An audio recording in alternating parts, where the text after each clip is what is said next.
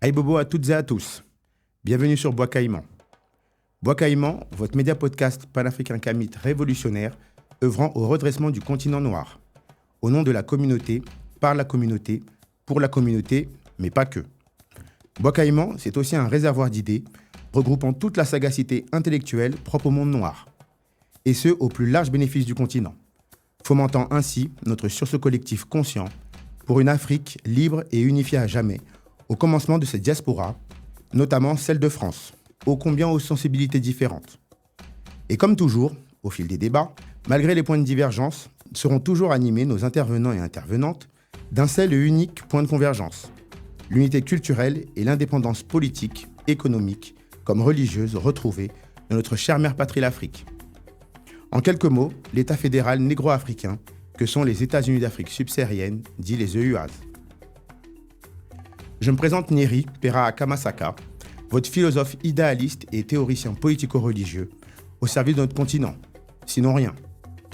Abonnez-vous, laissez un like, commentez et partagez nos vidéos pour soutenir un média podcast révolutionnaire qui, à la vue de toutes nos divisions, nous rassemble, nous unit et au-delà, nous oblige. Pour nous soutenir, vous trouverez notre lien PayPal sous la barre en description. Pour suivre nos actualités, retrouvez-nous sur notre page Instagram ainsi que notre site internet dédié. Les liens toujours en barre d'infos. Ceci étant posé, abordons ensemble un sujet hautement sensible au sein de notre communauté, les religions.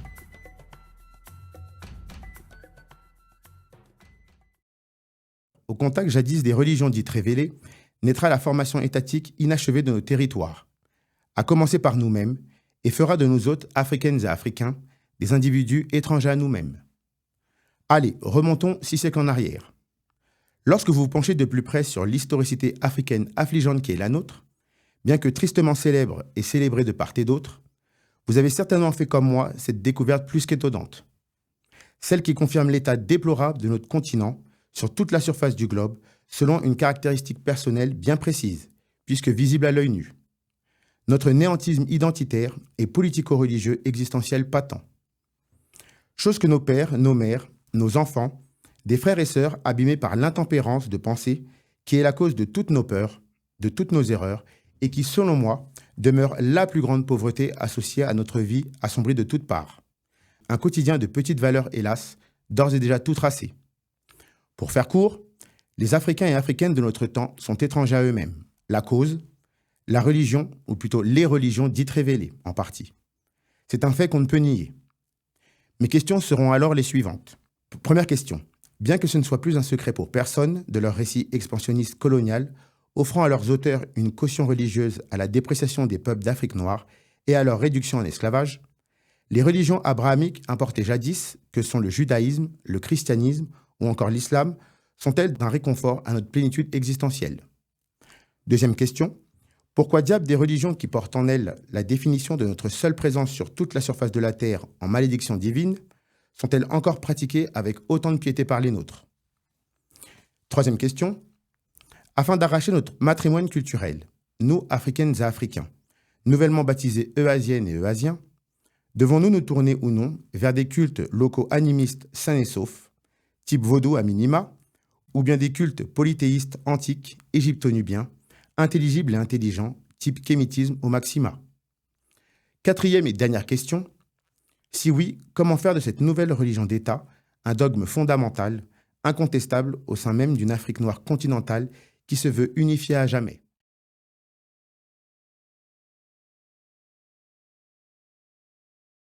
Donc voyez-vous, il s'agit d'un dossier très épineux auquel nous avons affaire aujourd'hui. Mais cette fois-ci, nous allons changer quelque peu l'ordre des choses au Bois Caïman. Je vais répondre à l'intégralité de ces questionnements à l'aide d'une tribune que j'ai moi-même spécialement rédigée pour l'occasion et qui s'adresse à toutes et à tous, mais singulièrement à nos frères et sœurs de confession juive, chrétienne comme musulmane. Par la suite, je poserai l'acte fondateur de notre unité négro-africaine retrouvée, au-delà de nos divisions linguistiques, traditionnelles comme religieuses. Un conseil, restez jusqu'à la fin et surtout, tendez l'oreille.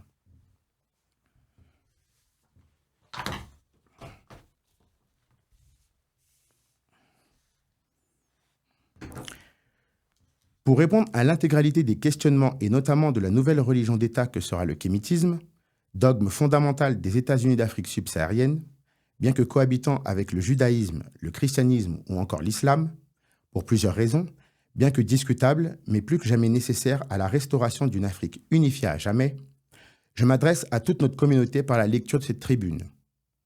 Tout comme les libertés excessives dans le langage, la profusion de la parole ou des cris sans intérêt, hurler, calomnier, médire, etc. Tout comme les joies qui tuent, danser, chanter, festoyer, etc. Ou bien encore, tout comme les douleurs qui font trop vivre en excès des esprits stériles, bien trop aptes à la procréation naturelle, bien que scandaleuse, coucher, sans amour, forniquer, etc. Nous, enfants d'Afrique subsaharienne kamites, juifs, chrétiens ou encore musulmans, en sommes là pour l'instant. Mais pour l'instant seulement. Heureusement pour nous autres, rien n'est figé dans le temps, tout peut vite basculer vers une toute autre perspective nouvelle. À cela, nous y travaillons sans relâche et de toutes nos forces. Pour faire court, les Africains et les Africaines de notre temps sont étrangers à eux-mêmes. C'est un fait. Et les religions abrahamiques importées jadis, que sont le judaïsme, le christianisme ou encore l'islam, n'ont rien arrangé à cela. Pire encore, elles n'ont été pour le coup, mais vraiment pour le coup, d'aucun réconfort à notre plénitude existentielle. L'histoire l'a d'ores et déjà démontré. Avec un tel attachement fervent aux devoirs et aux pratiques de l'une de ces trois religions que je viens de citer plus haut, comme bien d'autres d'ailleurs, par nous autres, Africaines et Africains, et dont l'héritage altruiste passé est très discutable, n'ayant cherché au démarrage de leur expansion coloniale qu'à atteindre notre réputation génésique par moult théories métaphysiques extrêmement permissives, déclarant notre couleur de peau synonyme de chaos, de désordre, de malheur, de pauvreté, c'est notre intégrité de peuple premier qui fut dévastée, foudroyée, cancellée à leur rencontre.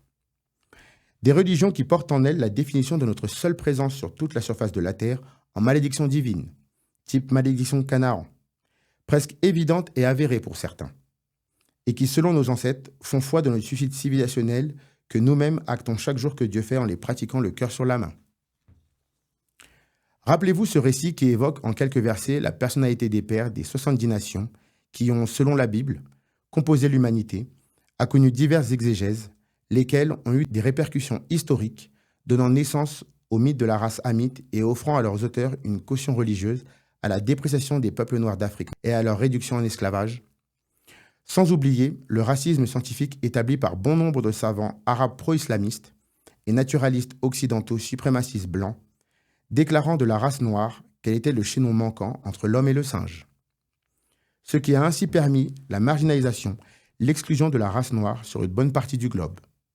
Sa mise à l'index de l'humanité, voire des pans entiers de la population mondiale noire, et ou techniquement noire, si elles avaient le malheur de ressembler trait pour trait, d'un point de vue physique ou spirituel, aux habitants des pays dits du Sud.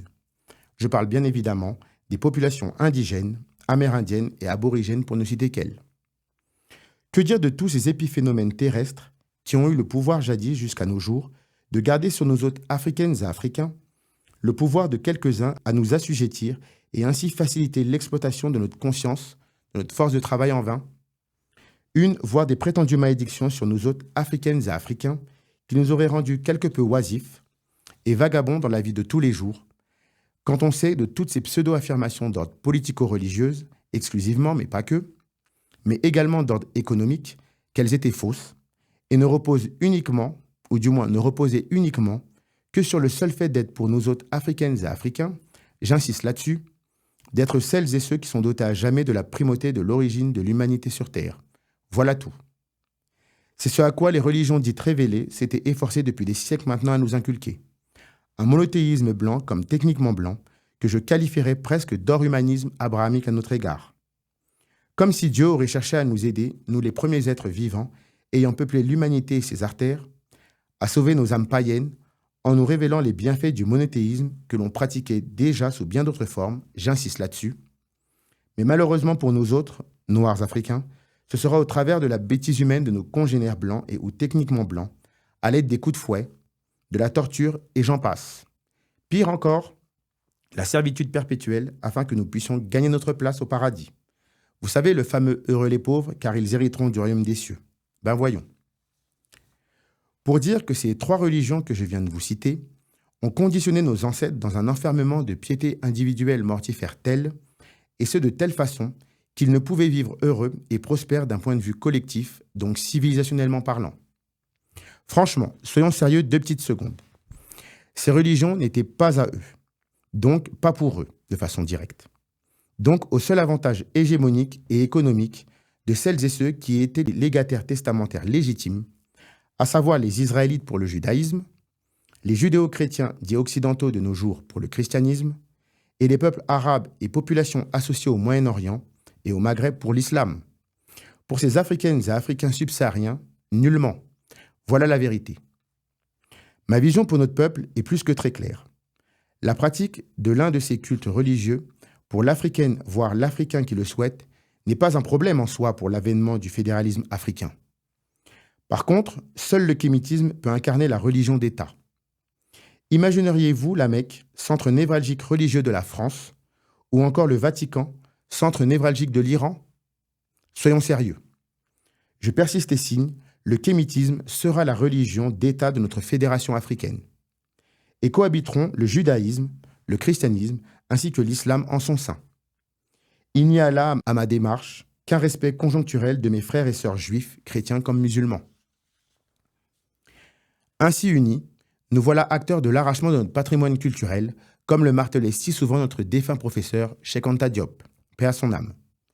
Moi, Kamit, je fais un pas vers vous. À vous d'en faire autant. Mais ne me demandez pas de faire un culte religieux, le dogme fondamental de notre civilisation, puisqu'un juif, un chrétien, comme un musulman négro-africain, est par nature soumis aux dictats religieux d'une puissance étrangère. Israël, le Vatican ou encore l'Arabie saoudite. Ce qui ne serait pas sérieux. Je m'explique. Comment un de nos frères ou une de nos sœurs, dont la foi relève de l'une des 3 religions abrahamiques importées jadis, pourrait-il œuvrer en toute quiétude l'émancipation du continent noir africain au nom d'un fédéralisme nécessaire tout en servant les intérêts économiques, par le culte, j'insiste là-dessus, d'une puissance étrangère qui n'aurait pas intérêt à voir ces mêmes Africains et Africaines quitter leurs croyances qui jusqu'à maintenant les ont enrichis grassement? Il y a là de manière évidente un conflit d'intérêts et peut-être même une haute trahison qui se profilerait à l'horizon de la part de ces Africaines et ces Africains. On peut émettre l'hypothèse que le risque est bien trop grand, non? Je le sais, vous le savez et tout le monde le sait. Pensons avant tout à la sauvegarde de notre fédéralisme pharaonique. Question de logique, question de bon sens. Africains de confession juive, chrétienne comme musulmane. De nos querelles internes, c'est l'improductivité libertaire qui se consolide fermement à notre devenir. Mais avant toute chose, mettons-nous d'accord de suite. Mes propos ne me permettent en aucun cas de soumettre à mes frères et sœurs africains et africaines l'interdiction de pratiquer le culte monothéiste qui leur semble idéal pour le poids de leur âme. Qui serais-je pour prétendre cela? De plus, je tiens à respecter la foi de chacun, même si méthodologiquement, je n'approuve point son postulat guerrier, passé, ayant trouvé refuge jadis sur nos terres. C'est cela que je déplore parfois. Histoire affligeante passée oblige. Mais je sais au moins une chose, et ce au plus profond de mon être. C'est que j'ai un mal fou à comprendre le raisonnement d'un individu qui choisit délibérément de pratiquer en pleine conscience un culte entré jadis par la force au sein même de son paradigme existentiel, donc civilisationnel. Ceci est la preuve irréfutable, selon moi, pour ce pratiquant, voire cette pratiquante, au-delà de leur soumission totale au divin et son prophète associé, la mise à l'index en coin de tête d'un criminogénisme politico-religieux systémique d'antan, irriguant aujourd'hui leur être à grande échelle par l'acceptation d'un génocide passé dit crime contre l'humanité, qui est légitimé par ces derniers au seul fait de ne pas croire du culte qu'ils ou qu'elles auraient adopté pour l'éternité, par filiation de naissance, je précise, ou du moins du postulat de départ, jadis, de celles et ceux qui sont pour le coup les véritables légataires testamentaires légitimes. L'intolérance à l'endroit de leur ethnicité telle que l'ont été factuellement les religions abrahamiques à l'égard des peuples noirs d'Afrique, chose dont ils savent en secret les preuves historiques. Tout ceci, ce n'est pas moi Nieri qui le dit, c'est l'histoire. Mais il faut être capable pour nous autres Africaines et Africains, de tous bords religieux, et ceux en totalité, d'entendre, soit de faire entendre, avec un cœur restant ouvert, les heures les plus sombres le plus souvent rapportées à l'expansion des religions abrahamiques importées jadis sur notre continent, et dont certains de nos frères et sœurs vouent à l'heure actuelle un culte sans commune mesure. En bref, les Africaines et les Africains de confession juive, chrétienne ou encore musulmane, du moins pour les 3 cultes les plus pratiqués en ce bas monde, doivent entendre que certains d'entre nous, kamites par conviction politico-religieuse et libertaro-identitaires, les considéraient comme des individus quelque peu aliénés en esprit, vivant des paradoxes constants. Beaucoup d'entre nous, kamites, les imaginent observer les affres de la traite arabo-musulmane, ou du moins les imaginer observer les affres de la traite arabo-musulmane ou traite transatlantique, et se sentir dans l'instant d'autant plus fiers de leur piété associée au culte qu'ils ou qu'elles auraient choisi pour le restant de leur vie. Cela demeurait techniquement impossible pour nous autres kamites. Ils ou elles devaient forcément choisir de mettre à l'index de leur mémoire la tâche émotionnelle pour leurs ancêtres, qu'ils ou qu'elles sacrifiaient au seul bénéfice d'une religion et ses principaux acteurs, qui, je le rappelle, jetèrent les leurs en pâture dans les dunes du désert brûlant du Sahara, les castrant au passage pour qu'ils ne puissent se reproduire, ou bien encore dans les profondeurs de l'océan Atlantique, hurlant de douleur à la liberté, puisqu'enchaînés comme des bêtes de somme à fond de cale d'un navire. Le tout essayant de vivre un culte divin de manière volontariste, mais profondément hostile à leur couleur de leur peau. Une fois de plus, ce n'est pas moi Nieri qui le dit, c'est l'histoire. Comprenez-nous, bon nombre de kamites, dont ma personne, pensaient à juste titre de nos frères et sœurs juifs, chrétiens comme musulmans, cette maxime. Mais quelle dureté pour eux de combattre le racisme systémique en société, mais de se taire à jamais sur le plan religieux porté par leur propre enfermement existentiel, cultuel, qu'ils ou qu'elles assurent pour l'éternité en s'y soumettant davantage. Nous nous focalisions sur le constat identitaire et économique catastrophique du continent, tout bonnement. Une question légitime nous venait si souvent à l'esprit. Où est votre centre névralgique spirituel provenant d'Israël, du Vatican ou bien d'Arabie Saoudite, pour vous porter secours au nom des injustices que vous vivez dans votre chair quotidiennement? Personne depuis des siècles ne répond au racisme, à la discrimination, à la pauvreté étatique que vous subissez, ou d'où l'adressage de cette tribune et qui, je le rappelle, sont fomentées de toutes pièces le plus souvent, pour la petite histoire, selon une, voire des entités étatiques profondes, exogènes, le plus souvent similaires aux vôtres culturellement parlant. Cela dépasse l'entendement. Où sont-ils vos frères et sœurs de confession pour lutter contre le franc CFA? Et j'en passe. Il n'y a personne, puisqu'à leurs yeux, vous êtes noirs africains avant toute chose. Mais rassurez-vous, nous vivons dans notre chair les mêmes fracas que vous autres, d'où la similitude de notre histoire commune. Je persiste et signe que croire pour notre peuple au monothéisme importé jadis, d'après des razzias négrières en série, que furent les différentes traites sur les nôtres et notre continent tout entier, donc pratiquer ces mêmes cultes de nos jours associés à nos catastrophes historiques passées au sein de nos foyers, l'effacement de nos cultes pluriséculaires que des légataires testamentaires ont émaillés de sang noir, celui de nos pères, de nos mères, de leurs fils et de leurs filles, poursuivi les cris de tous les désespoirs sur chaque âme qui vivait jadis en harmonie naturelle des hommes et de la terre, en leur temps abondant et apaisé à plus forte raison, prouve l'hostilité qui les animait. Mais mon idéalisme me pousse à présent à ménager ma colère.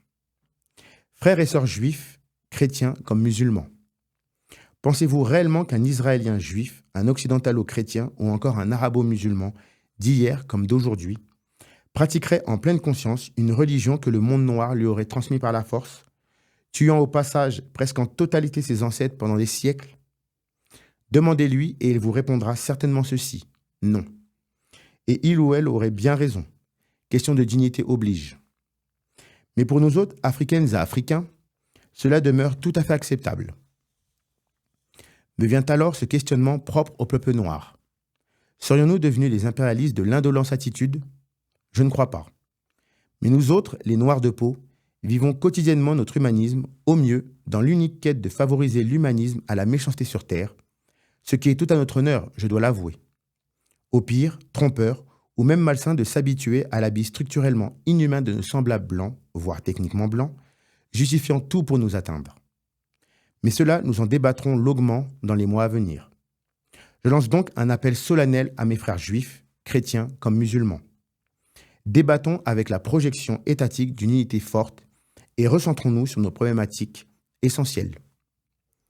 Je disais donc que nous, les Noirs africains, au bon déroulement de notre fédéralisme africain, nous nous devons de mettre en premier lieu le kémitisme comme religion d'État, bien que cohabiteront les cultes juifs, chrétiens et musulmans au sein de notre fédération, et ainsi permettre l'abolition perpétuelle de nos divisions.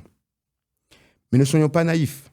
Bien évidemment que pour certains Africains, le judaïsme, le christianisme comme l'islam resteront à jamais synonymes de culte religieux prouvant l'inculturation, étant et existence de la négritude sur terre, et préféraient voir leurs frères et sœurs se tourner vers des cultes locaux animistes, sains et saufs, type vaudou à minima, ou bien des cultes polythéistes antiques égypto-nubiens, intelligibles et intelligents, type kémitisme ou maxima, que pratiquaient tant nos ancêtres en matière de temporalité et de longévité, et qui, je le rappelle encore une fois, demeuraient bien avant l'arrivée de la haine et de la jalousie monothéique blanche et ou techniquement blanche.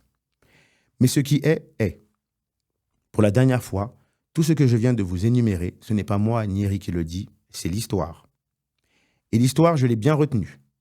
À cela, je m'y suis conformé, et mon existence, ma vie, mon cœur, mon âme ne se portent que mieux depuis. Je suis en tout et pour tout un Africain pleinement africanisé, puisqu'ancestralement achevé selon la coordination de mon corps et de mon esprit au mien d'antan. Chose que préconise le Code blanc en réponse au Code noir, que je vous livrerai bientôt.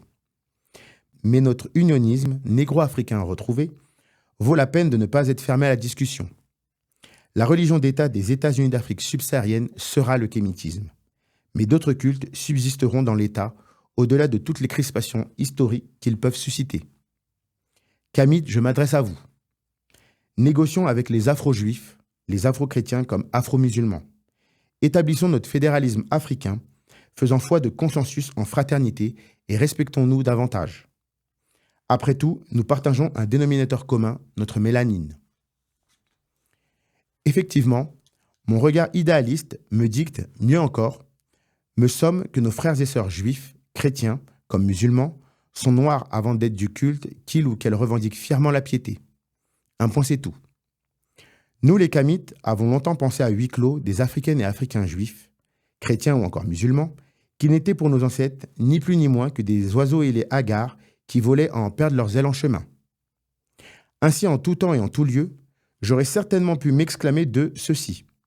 Bonne route vers un sol rude, à tant de dureté, jonché de piétons prêts à vous marcher sur tout le corps, tant et si bien que pour votre unique survie, vous vous devez de slalomer vos frères de culte entre rejet et racisme social comme sociétal constant, et ce de manière répétée si l'on en croit vos craintes.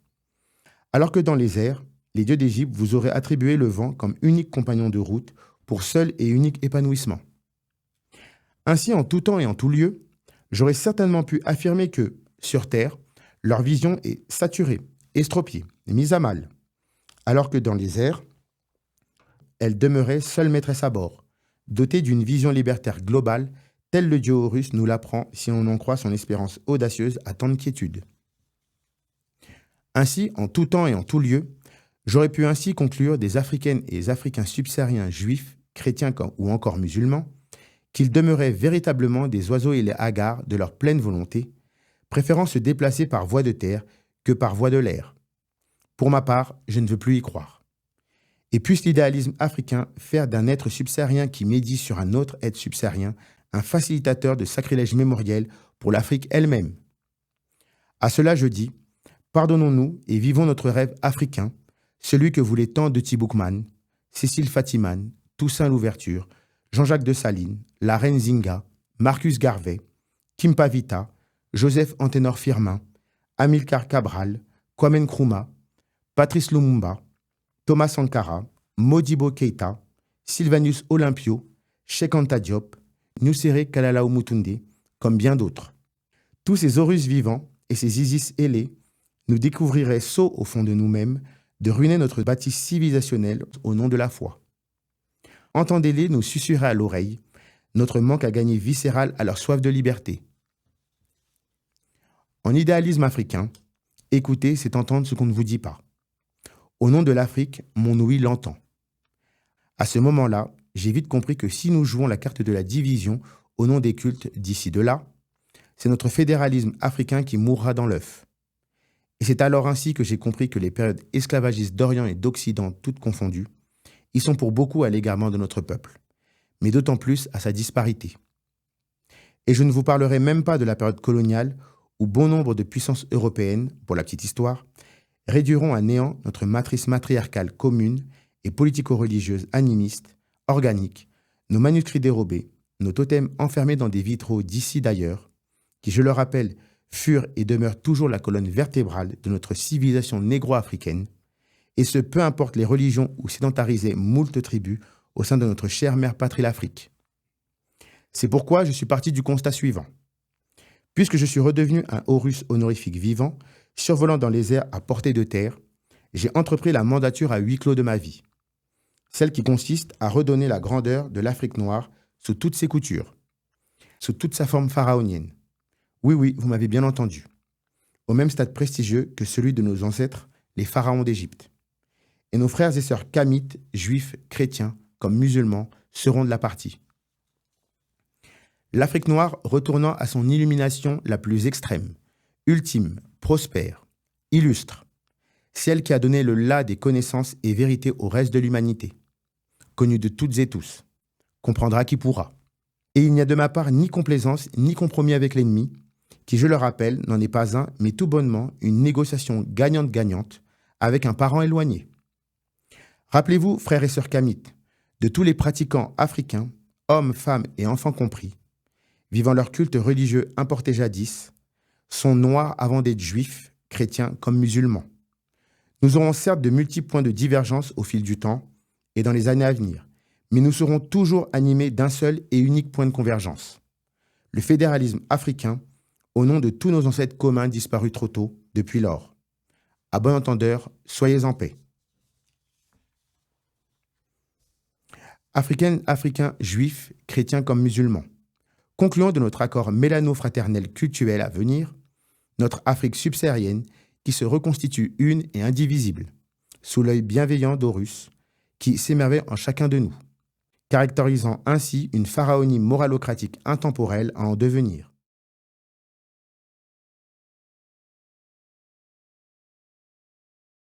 Montrons à notre ennemi commun la singularité de notre entente mutuelle qui a désormais acquise une visualisation globale de nos problématiques d'antan, comme d'aujourd'hui, selon notre sagacité intellectuelle et humaniste intra-africaine, ce que préconisent tant mes travaux. Nos divergences religieuses actuelles ne peuvent ni ne doivent nous isoler, afin d'être davantage à la merci de celles et ceux qui veulent tant nous nuire. Je répète, nous sommes négro-africaines et négro-africains avant d'être kamites, juifs, chrétiens ou encore musulmans. Voilà ma position. Il en sera de même pour notre patriotisme bismarckien. Nous sommes négro-africaines et négro-africains, swahiliphones, avant d'être afro-francophones, anglophones, lusophones, hispanophones, germanophones, etc. Entendez nos pères et mères du panafricanisme enrôlés sous les ailettes d'Isis, nous sommer de favoriser notre pharaonicité, de porter au plus haut nos couleurs, notre matriarcat, notre moralocratie, que le monde négro-africain dans son entièreté souhaite de tout cœur à huis clos, mais qui pour l'heure, malheureusement, demeurent en sommeil. Et quelle ne fut pas ma surprise de me dire à moi-même, et notamment à ma conscience idéaliste sans faille, qu'au sein de notre peuple convergent tant de problématiques d'ordre étatico-civilisationnel, caractérisées par une multitude de mots MAUX, sociaux, sociétaux, cultuels, comme matériels, et dont l'écrasante appartenance biologique définit notre défaite étant et existante sur Terre, et ce de tous bords, selon notre incapacité identitaire de premier plan à produire l'unité. Par conséquent, il n'y a qu'un seul seuil, c'est la connaissance directe, et aucune paresse ne pourra nous dispenser de cet effort. Formez-vous, armez-vous de science jusqu'aux dents, et arrachez votre patrimoine culturel. Au TEP. À présent, Africaines et Africains, entrons dans l'histoire et passons à la lecture de la Constitution préambulaire des États-Unis d'Afrique subsaharienne, dit les EUAS.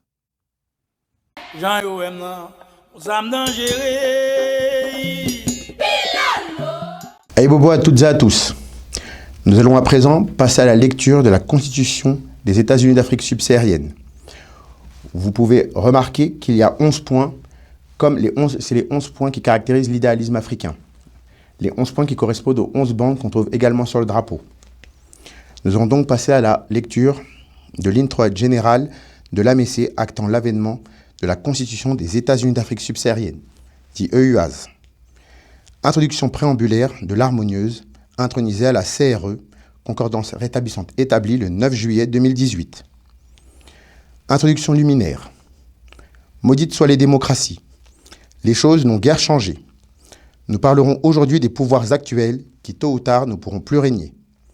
Nous parlerons aujourd'hui des gouvernances non exemplaires qui s'éparpillent au nom des intérêts, la matière des dangers.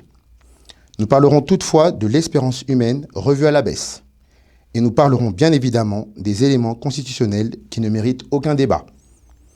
Caput nigrum idealismo ministerium rapporte que chaque diplomate bankster se préoccupe plus des intérêts de sa nation que d'une structure commune s'acquittant généralement des démonstrations judiciaires extraordinaires, prouvant l'immunité monocratique à pied d'œuvre, et ce, accordée en totale contradiction des valeurs de notre époque, de nos libertés, de notre humanité. Un prélèvement à la source, d'apaisant parfois, mais d'insidieux toujours.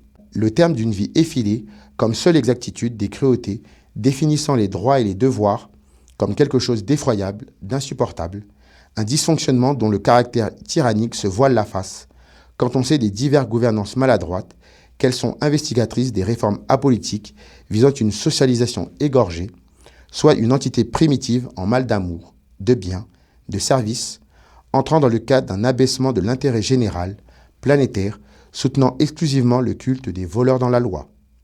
Après tout, la politique est le moyen occulte de se faire entendre sans pour autant perdre la raison. Soit, il n'y a plus de règles, et la raison n'est hélas plus de notre époque, plus de notre temps, mais nullement de nos derniers jours. Voici donc pour nous, peuple des premiers pas de l'humanité auquel je crois, la convention de l'AMC qui est nôtre, et à laquelle nous croyons son préambule actant l'avènement de la Constitution des États-Unis d'Afrique subsaharienne, également appelée l'harmonieuse, et ce, au nom de la concordance rétablissante établie, avec tout mon idéalisme nieri. Loi mal éprise, la justice n'oublie jamais que nous, le premier peuple des pas de l'humanité, veillons le cœur des uns semblable à celui de ses hôtes, que nul ne peut pourfendre la considération divine, auquel cas se verrait en ce tambour battant, si peu triomphant, du devenir de la patrie. Ô combien une menace manifeste en proie à plus d'irrégularité du sentiment céleste et étoilé à hauteur des hommes. La nature, légitime, source des présences humaines sur la terre abritant l'Esprit de Dieu, et qui ne craint pas l'homme opiniâtre, car antérieur et postérieur à cet être de poussière, dont l'unique charme de la sagesse abrite moult contrefaçons, les besoins du pauvre homme, mais qui ne doivent jamais dépasser l'entendement. En cela, nous, le premier peuple des premiers pas de l'humanité, puissions nous être éligibles à de nombreuses de ces virulences insidieuses. Face à elles s'impose le respect de sa quintessence traduisant sa loyauté en notre encontre, mais davantage notre teneur en vie, enclin à toujours plus d'idéalisme. Là, nous allons passer au matriarcat, pour le prochain. Perle des fautes avouées comme inavouées, propres aux citoyens, aux citoyennes, foulant nos États, nos terres, seront toutes à moitié, voire pleinement pardonnées, selon la grâce des pucelles vivant en son sein, de nombreux villages arborant nos contrées, nos frontières, nos défenses, nos courages, et qui demeurent en excès à la seule charge des époux infiniment remerciés d'être disposés à donner des joies et des sourires à la féminité dans toute sa splendeur, et majestuosité filant la parfaite harmonie volontariste de Dieu, au commencement des temps, soit le supposé symposium à toute femme des 10 États d'Afrique subsaharienne, seront vénérées en tout temps et en tout lieu, puisque détentrices divines de la nativité par Ève, la première des premières du filament fondateur, celui qui peut transmettre la vie, la vraie en ces termes. En nos terres, comme sur toute la terre, la femme a droit de raison et de compassion sur l'homme, qui traduit la teneur en vie des idéalistes. Le 4, la raison, philosophie suprême de notre moralocratie, portée essentiellement sur la mise en garde d'états malveillants, en ce qui caractérise le respect de l'harmonie naturelle des hommes et de la terre, soit l'humanisation d'une société opportune qui se fait apte à la dérégulation étatique et judiciaire et qui se voudrait être trop à l'écart de la raison propre, en quoi elle sera sanctionnée et taxée de cité hors humanité, sigle CHH. Sachant que la liberté est à l'essor d'un recul de connivence par la faute, c'est la preuve qu'une faute engage sa rectification. Nous allons donc passer à la protection, Mutuelle et pacifiste utile, au moindre risque prolifère, d'après la sûreté excessive de nos concitoyens, en rudiment technique du drame, ce qui prédit toujours son coup d'avance. Nul art de la guerre ne peut se faire le déséquilibre permanent d'une nation souveraine, libre et indépendante, et à plus forte raison de tout ce qui peut advenir de ces villes et provinces éloignées, se tiennent au garde-à-vous passif à l'égard de la capitale aux ordres de l'accalmie. À quoi la moindre de ces frappes défensives propices, voire à venir, font foi d'une réalité confiante, pathétique, sans pareille mesure, pourvue, elle, du coup, d'une attaque coloniale.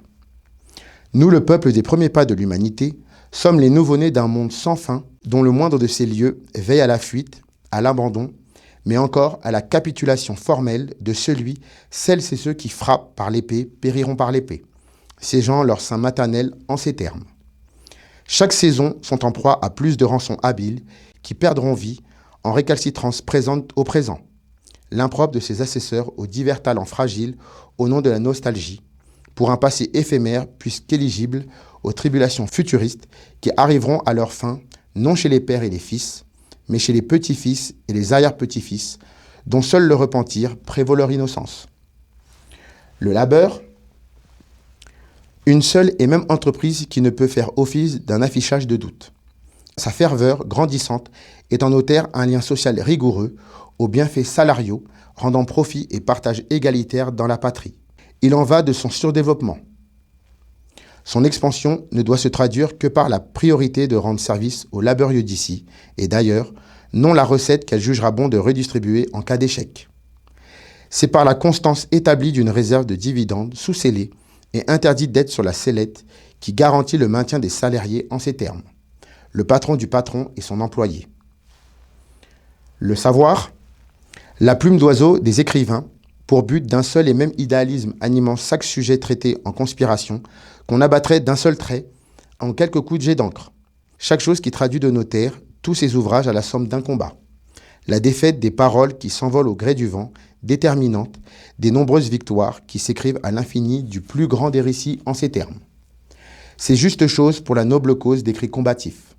Telle sera la prouesse de nos écritures à première vue. La vérité, telle la justice de paix, clamant sa bonne foi en tout temps et en tout lieu, d'un monde enclin à toujours plus de bienfaits et méfaits imprescriptibles selon notre code pénal, la dite concordance rétablissante établie, sigle CRE, parfait pamphlet idéaliste bravant les malversations étatiques et judiciaires des hommes et des États ennemis de l'humanité en salutation de leur barbarie. Ce qui revient à dire de la vérité sur terre comme dans le ciel, qu'elle est libre, justifiée et bienvenue en ces termes. Ce qui vaut pour un homme vaut pour un État. Nous allons passer à l'harmonie. L'harmonie de notre terre, toujours en justesse d'une préposition divine et céleste, jurons sur la grâce idéaliste de notre Père, nous le peuple des premiers pas de l'humanité, en liaison directe d'un monde renouvelé, puisque régulé selon nos attributions concordantes, rétablissantes et établies, la part étatique de notre profond respect à l'égard des innombrables mers et océans entourant les monts et les merveilles de notre mère patrie l'Afrique, brillamment ornée de son paysage culturel, notamment spirituel, à la charge unique du libre arbitre humain qui est nôtre, émane en nos terres de somptueux habitants, relevant le défi testamentaire terrien de toutes ces sauvegardes. C'est en cela que notre humanisation n'en sera que renforcée. Nous allons passer maintenant au partage. Soit l'art de vivre l'idée citoyenne, symbolique, continue des uns rattachés des autres, vivant au sein d'un État souverain, libre et indépendant, souscrivent à toutes sortes d'élans de générosité que l'État réaffirme tant la filiation. Celle qui consiste à rendre sur l'ensemble du territoire national le parfait équilibre entre les individus, en toute situation légitime soit-elle, au fait d'être les seuls garants de l'État, mais davantage de son statut moralocratique humain et inaliénable.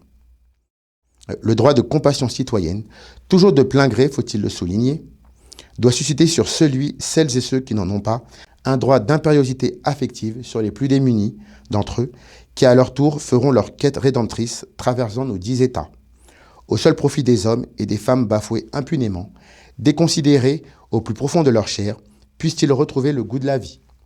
La sagesse de notre humanisation retrouvée en ces termes. La vie comblée et méritante défend coûte que coûte la charge sociale nauséabonde, provoquée ou non, intimiste ou dévoilée sur la place publique, mais plus que jamais privilégié d'être au sein de notre paradigme moralocratique, donc à l'unique devoir d'exister, voire de réexister, pour soi-même, puis pour les autres, par nous autres idéalistes aux 5 heures enchevêtrées. Le sacrifice de l'homme et du citoyen demeure telle l'immortalité juste et équitable de la patrie, dont la vie révèle le sens divin et idéaliste, qui n'est nul autre que sa combinaison parfaite à une mort certaine. En ces termes, nourri de sagesse, aux grandes dames de la patrie, ave humble citoyen. En vertu des 11 idéaux de la nation, la proclamation juste et sincère du peuple états-unien d'Afrique subsaharienne réaffirme, pour garantir ses droits inaliénables et imprescriptibles à l'infini dans le temps, pour constituer sa souveraineté moralocratiquement libre et économiquement indépendante, pour porter la promesse citoyenne du monde humaniste, forte et influente, représentative du tout individu, le chef de la nation devra prêter serment sur la prêtrise de la Messée devant ses concitoyens, jurant de s'établir idéaliste lors de la cérémonie d'investiture en vue d'attester la véracité de ses faits, la sincérité d'une promesse, l'engagement d'une quête idéaliste, prouvant ainsi l'humilité de l'homme soumis à la justice de paix du Seigneur de Tout-Puissant. Élu au suffrage légitime et universel, il est le garant d'un mandat présidentiel à 2 vitesses.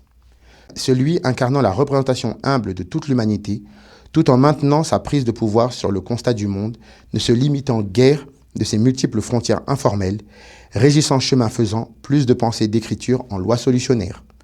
Telle est la fonction moralocrato-présidentielle euasienne, ayant pour vocation, l'Afrique apporte l'humanisation, au bon périple de notre société.